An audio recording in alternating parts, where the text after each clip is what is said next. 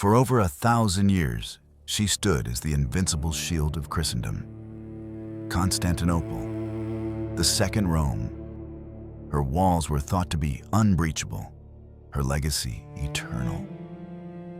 But in the spring of 1453, the earth began to shake. The 21-year-old Sultan brought a monster of iron to her gates, and the world's most famous skyline was about to be swallowed by smoke and fire. This is not just a siege. It is the death of the Middle Ages, the end of an empire, the fall of the Queen of Cities. The earth itself seemed to groan under the weight of Mehmed's ambition. From the foundries of Adrianople, a monster of bronze was born. A cannon so vast, it required 60 oxen and hundreds of men just to move it.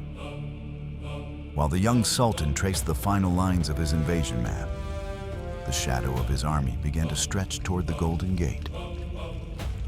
Inside the city, the Byzantines looked out from their ancient, sun-bleached walls, watching the horizon darken. They retreated into their armories, polishing steel that had defended the empire for a millennium, unaware that the age of stone and swords was about to be shattered by the smell of sulfur and the roar of gunpowder. Inside the city, Emperor Constantine XI moved through the halls of the Byzantine palace like a ghost of the Roman past. He ruled over a city of ruins and gold, where the echoes of 1,000 years of glory were now drowned out by the prayers of the desperate. In the Hagia Sophia, thousands gathered under the massive dome, seeking divine protection that had never failed them before. But as the emperor looked out toward the horizon, he saw the glint of 80,000 Ottoman spears reflecting the morning sun. The Queen of Cities was no longer a fortress of power. She was a golden cage, surrounded by an ocean of steel that intended to drown her forever. On the 6th of April, 1453, the silence was shattered forever. The air screamed as Orban's monster, a cannon like nothing the world had ever seen, unleashed its first stone ball against the ancient stone. The impact felt like an earthquake, a shockwave that rattled the teeth of every man inside the city. Day and night, the bombardment continued, turning the invincible Theodosian walls into a landscape of dust and rubble. But every night, under the cover of darkness, the people of Constantinople, men, women, and children, rushed to the breaches, rebuilding with their bare hands what the Ottoman gunpowder had torn down. It was a race against time, written in sweat and stone. Weeks of bombardment failed to bring the city to its knees. The Golden Horn was still sealed by a massive iron chain, keeping the Ottoman fleet at bay. But Mehmed was a sultan who refused to acknowledge the impossible. Under the cover of a single night, he ordered thousands of men to construct a wooden highway over the hills of Galata.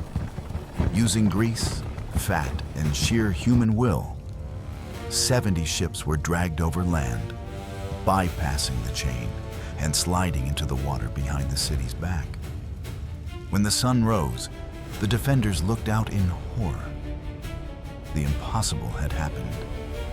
The sea, once their only protection, had now become their second front. Even as the noose tightened, the Byzantines had one last, terrifying trick. From the bronze siphons on their walls, they unleashed a nightmare. Greek fire, a liquid flame that defied the laws of nature.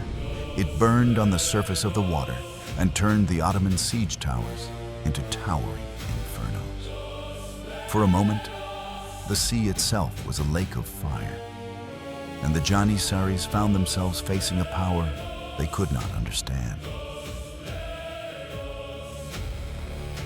As May progressed, the heavens themselves seemed to turn against the city. On a cold night, a lunar eclipse plunged Constantinople into total darkness, leaving only a sliver of light that looked like a blood-stained crescent, the very symbol of their enemy. to the people inside. This was the final sign. An ancient prophecy claimed the city would never fall while the moon was full. But now, the moon was fading. Panic spread through the streets, and icons were carried in desperate processions, but the sky remained silent.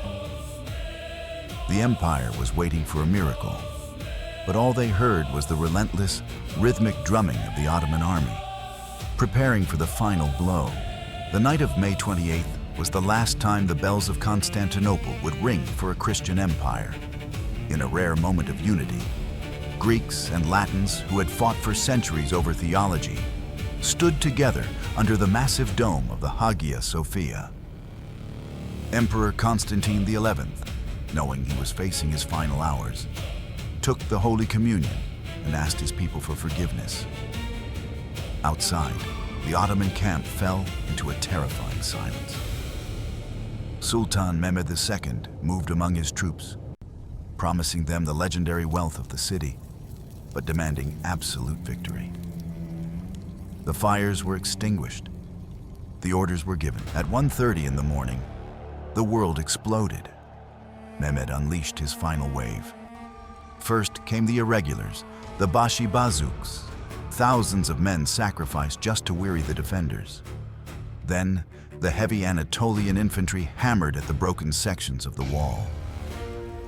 But the Byzantines, led by the emperor and the Genoese commander Giustiniani, fought with the strength of men who had nothing left to lose. For hours, the Mesotekion, the central stretch of the walls, became a slaughterhouse. Waves of attackers were thrown back into the ditches. But for every Ottoman who fell, two more took his place. Near the Mesotekion, a small, unsecured gate, the Kirkoporta, was left slightly ajar. A handful of Janissaries spotted it. They rushed in, raised the Ottoman banner, and from inside, opened the way. At that exact moment, the cry went up. "The city is taken!" The Byzantine defense crumbled in a mass of panic and despair. Emperor Constantine, seeing his empire collapse around him, refused to flee. He cast off his imperial regalia, drawing his sword one last time. Stripped of his crown, but cloaked in ultimate honor, he plunged into the thickest of the fight and was never seen again. By noon on the 29th of May, the city that had stood for 1,123 years was silent. Sultan Mehmed II, now known as the Conqueror, rode through the gate of Carisius on his white stallion. When he reached the Hagia Sophia, he dismounted, knelt, and poured a handful of dust over his turban as a sign of humility before God. The golden mosaics that had seen 1,000 years of Christian prayer now looked down on a new world. The Roman Empire was no more. The fall of Constantinople was the final curtain of the Middle Ages, sparking the flame of the Renaissance. The city had fallen, but in its ruins, the modern world was born. This was the primal struggle